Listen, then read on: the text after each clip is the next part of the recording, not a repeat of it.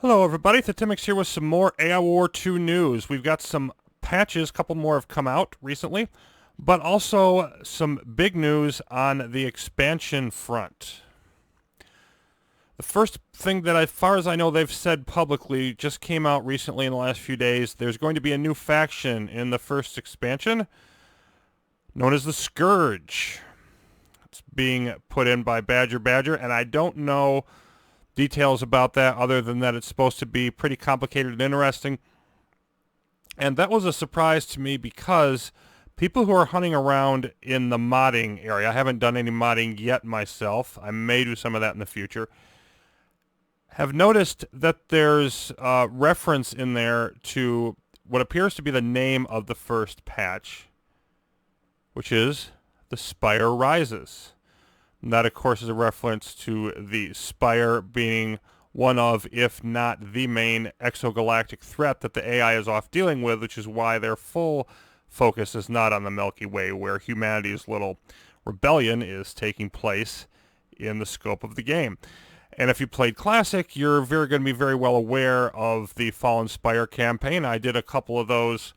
If you're interested in looking at those, link will be down in the description, although unfortunately my microphone was not great at the time, so the audio quality isn't the best. But the point is, if both of those are in the first expansion, we know at least the Scourge is, and it looks like the Spire thing is going to be, then that'll be very huge indeed.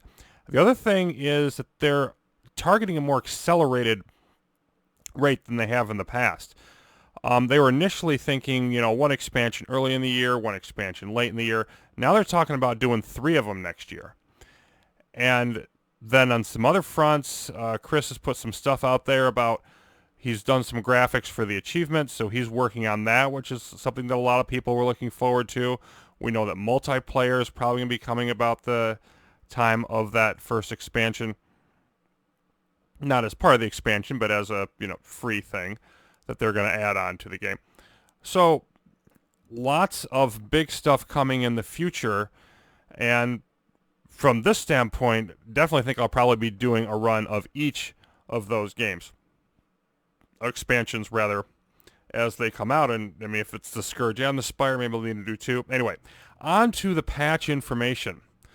So 1016 focused on that was a smaller patch. 1015 focused on the Outguard.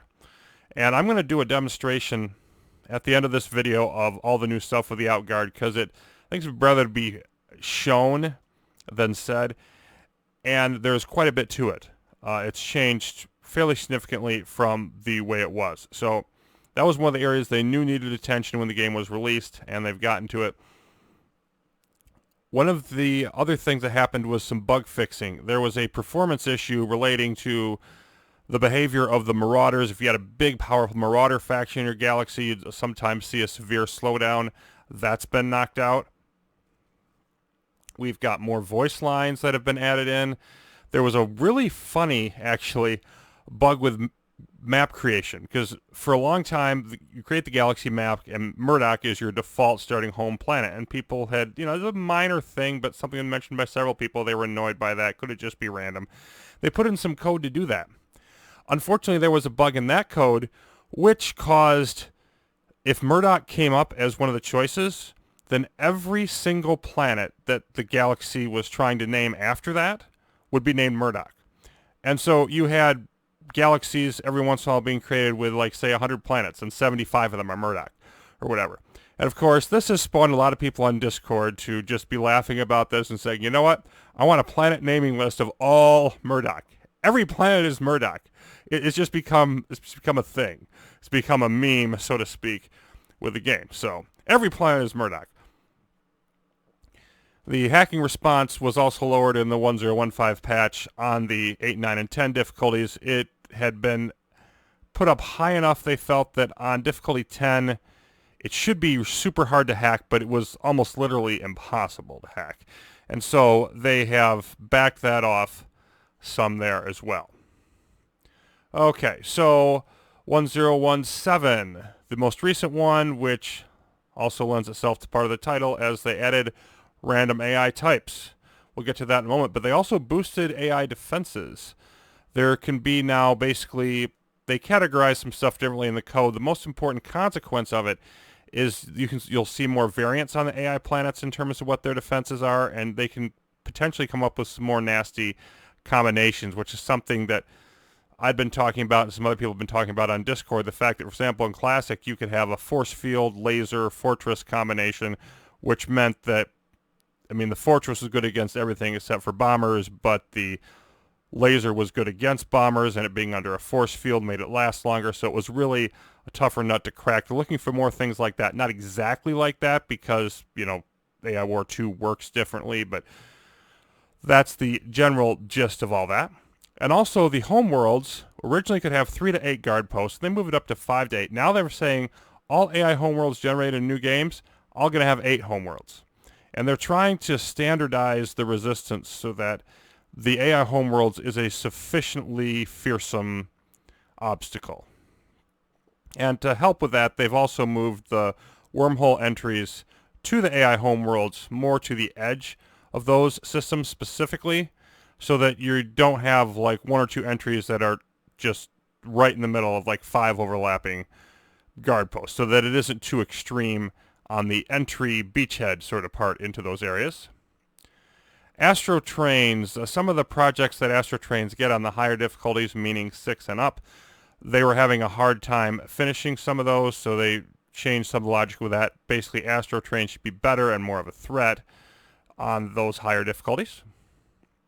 And then they did lower the Outguard hacking response from what it had been when they originally tweaked it to 1015, moved it down a little bit because it was seen as a little bit extreme. And I do think that was a good move, as we shall see. And there were a few bugs relating to wormhole invasions.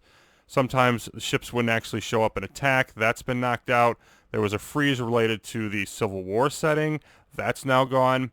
And a couple Dyson Sphere things that also went away as well. So that's the major stuff. Let's take a look at the AI custom, or random types rather, in the custom start. So if we take a look at our faction here, you can see it says easier. And then they're broken down. This is very similar to Classic. You can have a random one on of the easier ones. And then you can see what all the easier ones are. You can have a random moderate, and those are listed. And then there's also hard in red and brutal in purple. And then you can also do the random of any. So it can pick from any of the categories. So a lot of people are looking for more randomization options in the game instead of sort of customizing their own thing. Just throw me into whatever. And the random AI types puts in a feature that was there in Classic and also, you know, moves the game more in that direction. So that's interesting. So now we're going to go take a look at that Outguard stuff.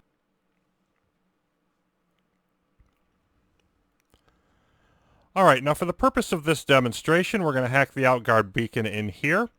This is a save file, sort of a branching path of something I didn't do in my most recent game. And the situation is 2 difficulty 7 AIs. You can see 149 AI progress. So we're at mark level 2. And we're going to hack a yellow system where it's at the second hacking response level. Now we've got an overpowered fleet for this particular circumstance. Normally any hack we would say, look, we don't need this much in here. And they're going to stack up more. I've increased the stacking just to get this done without it slowing down. We've got a Mark 4 Spire frigate. We have a Mark 3 Hagira Ark with a bunch of Mark 5 ships. We've got a bunch of Mark 7 Pike, Mark 7 fusion bombers, and of course we're not going to find this much fusion firepower normally now that the fusion fleet has been dispensed with, but we've got them here because it was made before that patch came into effect. Okay, so let's get this hack underway. Hacking initiated. And see how it goes. Enemy contact. And there's Planetary the defenses stacking. Responding.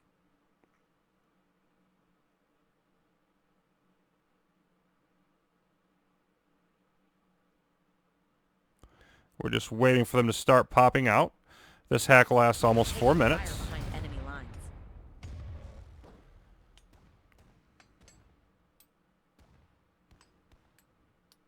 And we're just going to watch the total strength here that we have. So we've got 283 right now. So keep that in mind as as this fight goes on. There's a little bit of a stronger resistance there. But we didn't lose much. All right, we're good.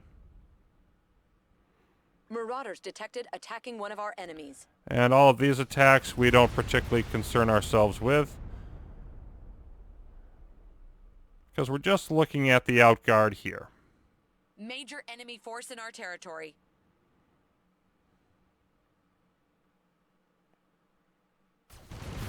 Taking fire on enemy world.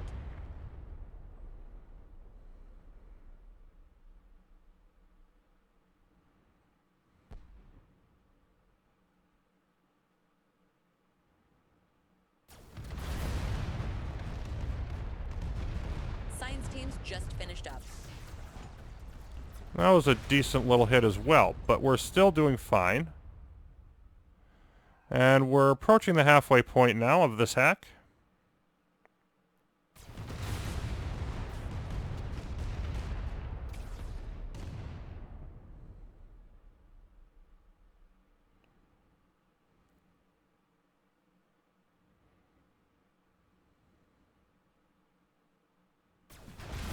Under attack in enemy territory. Pretty easy there as well.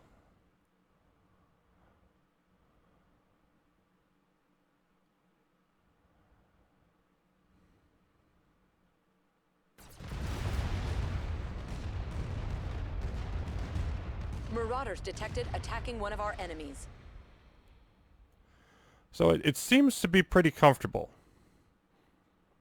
Seems to be that we're doing just fine at the moment with the sort of slightly nerfed, well, more than slightly, of the original Outguard change that was made. One of our planets is under attack. Critical planet under attack.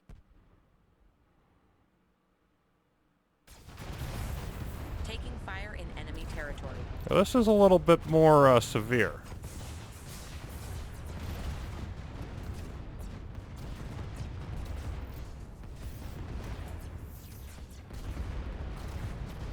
Yeah, they knocked us down about...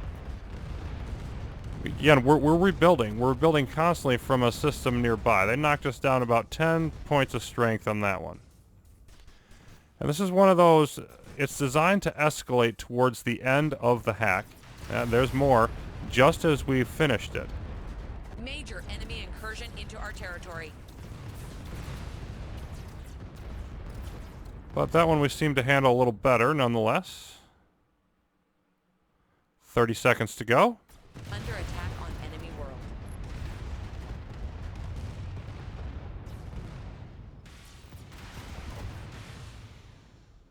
Hostile ships detected on critical planet.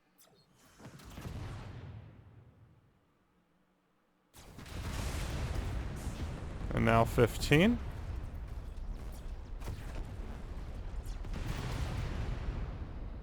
Nice group of zombies there. Bunch of guardians. Looks like they're grenade launchers. Report success. And here's the final thing that it's trying to do. Cell has engaged the AI. Critical planet under Okay, attack. so we didn't have any problems with this at all, really. But if we had, it's still a much bigger hack than the other ones that you typically run into. If we didn't have, you know, some nice super weapons here, some very high mark ships, we would have been in trouble against this. And you can see the general volume if you've played much of the game at this type of AI progress level. It's a lot bigger than you would normally see there.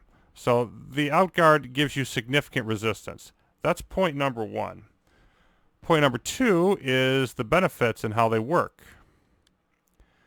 Now, we can't take this one because they'll only work on human planets. And there's all kinds of descriptions here. Safe and cautious leader after his family was eaten by AI-infested wombats, etc. There's new types of Outguard available. There's 3 new ones, I believe, with the patch that was made. But also withdraws after 10 minutes, can prepare up to 6 fleets. And it says it increased by 1 every 100 AIP that's earned. So the more your AI progress goes up, the more capacity the Outguards have. Now let's say we hired Lobar the Wolf, because they're willing to work here. And we'll advance time. There they are. They have appeared over here, and they're deploying from their Outguard flagship. Now, notice you can hire more in 290, 280 countdown, and then another fleet ready. So that gives you how often you can bring them in. So you can periodically bring them in to help you. And what exactly do we have here? Well, we've got a bunch of heavy fusion Mark IV.